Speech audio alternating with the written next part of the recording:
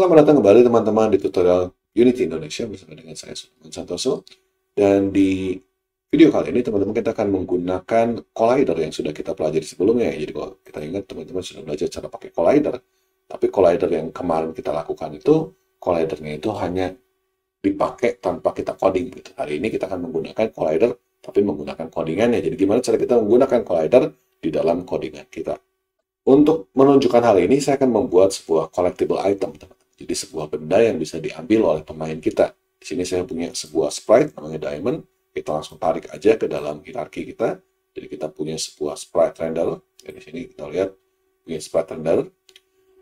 Nah, di sini teman-teman kita bisa menambahkan sebuah circle collider 2D. Kalau teman-teman ingat kemarin ketika kita bikin pemain, kita punya yang namanya circle collider 2D juga, tapi di sini saya pasang rigid body 2 dimensi. Nah, untuk collectible item kita nggak perlu menggunakan rigid body 2 dimensi ataupun menggunakan yang lain, game komponennya, karena si item ini tidak bergerak, jadi dia hanya diam saja, kalau ditabrak dia hilang. Gitu. Jadi yang kita perlukan cuma sekedar komponen yang bisa mendeteksi apakah kita kena tubuhkan dengan sesuatu atau enggak. Di sini circle collider 2D itu pas, jadi collider 2D.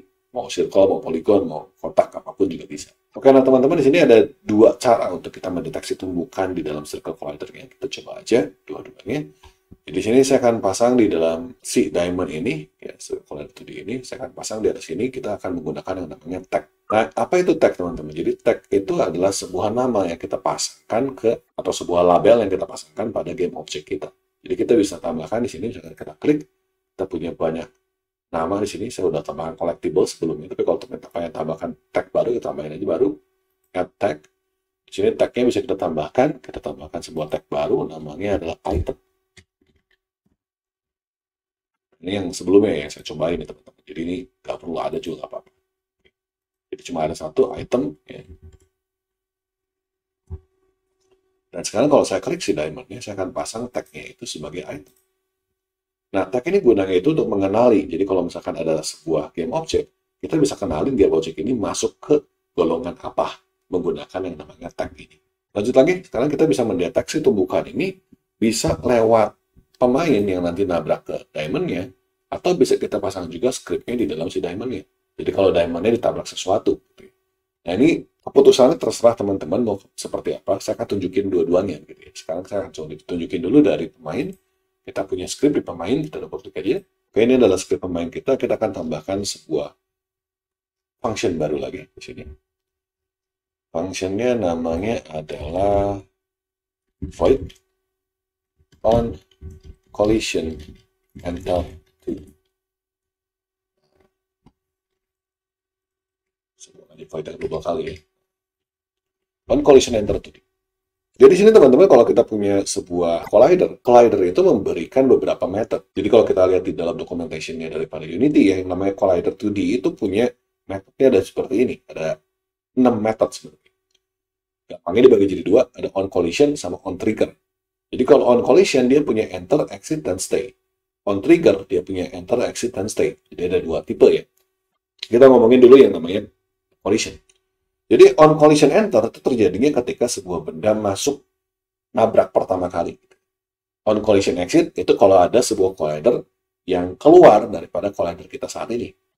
Dan yang terakhir, on collision stay itu kalau misalkan si benda yang nabraknya itu nempel.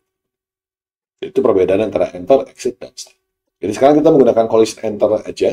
Collision enter kita punya collision 2D, collision info ini adalah parameternya. Jadi teman-teman bisa aja di sini kita panggil aja debug.log si collision infonya. Kalau kita titik di sini kita punya isinya ada apa aja. Ada collider, contact mount, contact count, context. Konteks ini isinya adalah tumbukannya di mana posisinya. Ada contact count, ada berapa titik tumbukan yang terjadi. Di sini juga kita bisa collider. Ada other collider, ada juga ada rigid body. Di sini ada beberapa banyak ya. Si propertiesnya di sini kita akan pakai dulu propertiesnya yang collidernya deh. Collision.info collider, kemudian titik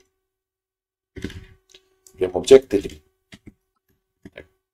Jadi kita mau nampilin game object tag-nya daripada yang nabrak itu siapa. Kita langsung play saja. Dan sekarang saya akan coba berjalan nabrak si diamond ini. Dan kita lihat di sini keluarlah tag-nya, yaitu si item. Kalau teman-teman pengen tahu namanya juga bisa sih, kita tinggal ganti aja codingan kita yang tadinya game object tag jadi game object name. Sekarang kalau saya jalanin, coba tabrak dan keluar namanya diamond. Keluar sini tile map, kalau kita tabrak sini kita punya star 1. Jadi kita bisa panggil berdasarkan nama atau bisa kita panggil berdasarkan tag-nya di sini. Apa keunggulan menggunakan tag dibanding menggunakan nama? Nah, keunggulan teman-teman kalau misalkan sekarang kita bikinnya cuma satu seperti ini, yang namanya pasti diamond. Tapi kalau misalkan kita bikin si itemnya nanti secara prosedural, jadi kita bikin pakai codingan gitu ya, bahkan namanya kan bisa ganti-ganti ya teman-teman. Tapi kan tag-nya bisa tetap. Nah, di sini jadinya kenapa kita punya tag, supaya kalau kita punya banyak item sekaligus, kita nggak perlu ngecek satu-satu apakah ini termasuk item atau enggak, ini termasuk item atau enggak, tinggal kita lihat tag-nya aja. Gitu. Oke, jadi tadi kita sudah punya on collision enter, kita debug, kita sudah bisa mengenali si diamond inilah yang kita tabrak. Gitu. Jadi berarti kita tinggal pakai aja if collision info collider game object name tag sama dengan item, maka kita bisa bilang ini item.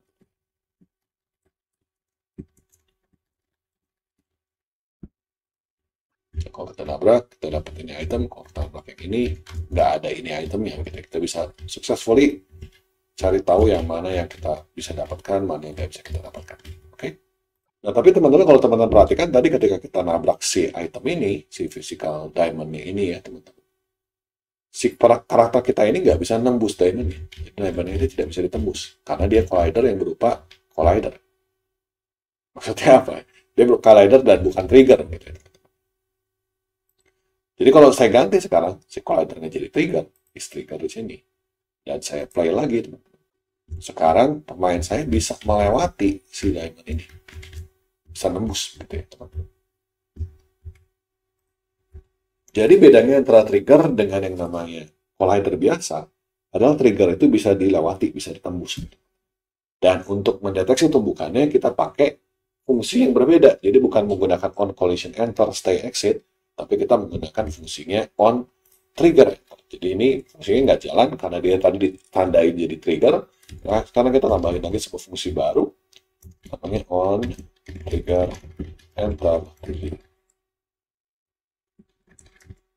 Nah, on trigger enter 2D ini, kita lihat on trigger enter 2D ini juga nerimanya beda, teman-teman. Dia punya collider 2D. Jadi di sini kita pasang si parameternya itu adalah collider 2D.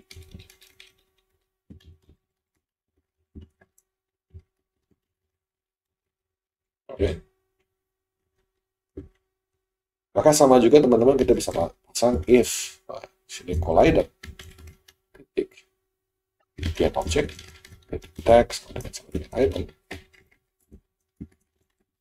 Kita bisa bilang di sini di backlog ini item sama ya.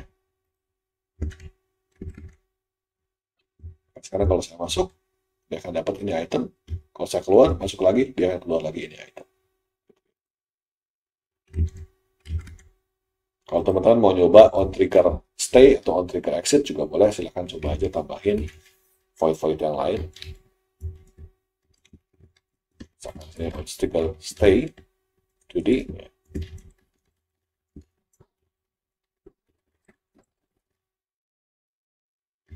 Let's check di sini. Punya method sebenarnya, yang objek itu punya method yang namanya compare tag. Jadi kita bisa aja pakai compare tag ini. Ini sama dengan kita punya yang tadi sama dengan di atas gitu ya. Cuma ini beda ini kita kasih ini aja deh, item stay. Awalnya konsolnya kosong, kalau saya nabrak dia akan mulai ini item, lalu ini item stay. Jadi ini item stay akan keluar terus-menerus sampai dia keluar. Keluar. Oke. Nah, tapi sekarang item kita ini kan belum hilang, teman-teman. Kita pengen menghilangkan si item ini. Caranya gimana? Dari sini kita bisa panggil berarti di dalam si script kita, Kalau dia item, maka itemnya tolong dihancurkan atau dihilangkan. Caranya kita panggil sebuah metode, teman-teman, yang namanya destroy. Nah, si destroy ini, teman-teman, parameternya sebenarnya banyak. Tapi untuk saat ini kita pakainya satu aja, yaitu siapa yang mau di-destroy. Yaitu collider with game object. Jadi kita mau mendestroy si collider with game object-nya. Jadi siapapun yang nabrak sama kita hancurin selama game object-nya itu namanya tag-nya itu item. Cobain. Coba jalankan, nah, langsung hilang ya teman-teman ya. Dan langsung hilang juga di hierarki kita ini. Oke, jadi itu adalah caranya supaya kita bisa bikin sebuah collectible item. Nah, tapi teman-teman tadi saya bilang bahwa codingannya itu bisa dipasang di dalam pemain, tapi juga bisa dipasang di diamond. Ini tergantung sebenarnya preferensi teman-teman seperti apa, butuhnya kayak gimana gitu ya. Tapi salah satu prinsip ya teman-teman, kadang-kadang kalau kita punya sebuah game object, sebaiknya game object itu independen gitu ya. Jadi dia tidak tergantung dengan yang lain. Sebisa mungkin dia tidak tergantung sama yang lain. Jadi lebih baik sebenarnya untuk codingan yang buat ngancur-ngancurin ya, jangan ditaruh di player, tapi ditaruhnya di dalam si diamond itu sendiri. Jadi sekarang saya akan buang aja codingan yang tadi ada di player saya ini, saya akan komen. Oke. Dan saya akan pasang di dalam si diamond saya ini sebuah script khusus buat diamond ya. Jadi kita bikin script, kita bikin script baru, new script. Scriptnya namanya diamond script, diamond behavior. Nah, diamond behavior ini kalau saya buka, kita bisa pasang di sini codingan yang tadi barusan. Jadi kita akan copy aja. Kita pindahin dia di dalam si fungsi saya. Nah, ini harus ada sedikit penyesuaian teman-teman, karena kita nggak lagi mencari item, tapi kita mencari pemain. Jadi sini kita harus ganti jadi player. Dan kalau kita destroy-nya collider game object, nanti yang destroy itu, yang kehancur itu adalah si pemain. Jadi kita nggak boleh destroy collider game object, tapi kita akan destroy diri kita sendiri. Caranya gimana? Kita bisa panggil dengan menggunakan namanya this. Nah, ini kita coba dulu aja ya, walaupun nanti ada sedikit error gitu ya. Nah, di sini teman-teman kita harus tambahin dulu berarti tag untuk pemain. Kita tinggal tambahkan dulu ke dalam pemain kita. Si pemain sekarang harus punya tag, punya pemain, player. Kita punya player, dia sudah punya tag. Kalau kita jalanin teman-teman, nah ini saya highlight diamondnya supaya teman-teman bisa lihat di dalamnya ada komponen apa aja, seperti adalah circle collider, diamond behavior ya. Kita coba jalanin. Nah begitu saya nabrak teman-teman, diamondnya ternyata masih tetap ada. Yang hilang di sini cuman scriptnya doang. Jadi ketika kita panggil this teman-teman di sini, yang kita destroy itu adalah si scriptnya, bukan game objectnya. Jadi kalau kita mau, kita bisa panggil this game object. Maka si pemain saya bisa ngambil si diamond. Nah, salah satu keunggulannya teman-teman kalau kita punya codingan itu ditaruhnya di dalam si diamondnya adalah sekarang kalau misalkan saya mau nambah perilaku diamondnya, kalau ditabraknya atau ditabraknya bukan sama pemain, tapi misalkan ditabraknya sama musuh atau ditabraknya sama hal yang lain, kita bisa bikin codingannya atau behaviornya itu di dalam satu script yang sama. Akibatnya jadi nanti teman-teman nyarinya gampang gitu ya. Dibanding kalau misalkan kita codingnya di pemain, terus kita coding lagi di musuh, kita coding lagi di tempat yang lain. Jadi codingannya ngacak di mana-mana gitu ya. Jadi ini salah satu caranya teman-teman supaya kita bisa bikin behavior yang terpusat, kita bikin scriptnya di dalam si game object yang kita mau. Gitu. Jadi si game object-nya ini sifatnya itu mandiri. Omongannya tidak tergantung sama game object yang lain. Kalau mungkin istilah-istilah yang IT-nya loosely coupled gitu ya, tidak terlalu nempel sama yang lain. Oke, saya rasa cukup untuk pengenalan tentang Collider 2D dan bagaimana cara kita menggunakan si Collider 2D ini dalam codingannya begitu. Semoga bermanfaat buat teman-teman. Berikut-berikut kita akan tambahkan skor, kita akan tambahkan fitur-fitur lain. Semoga bermanfaat buat teman-teman sekalian. Dan terima kasih banyak atas perhatiannya.